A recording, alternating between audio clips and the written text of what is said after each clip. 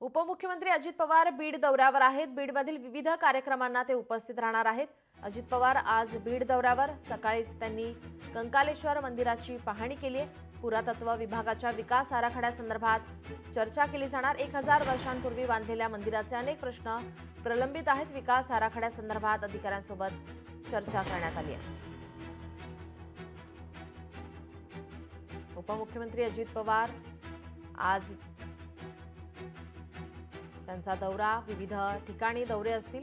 ऊसतोड कामगार मेळावा तसेच हरित बीड अभियानांतर्गत 30 लाख वृक्षांची लागवड या कार्यक्रमाला अजित पवार उपस्थित राहणार आहेत। तसेच भाजपाला सोडचिठ्ठी देत राष्ट्रवादीचे घड्याळ हातात बांधणारे बाबरी मुंडेंचा अजित पवार यांच्या हस्ते जाहीर प्रवेश होणार आहे।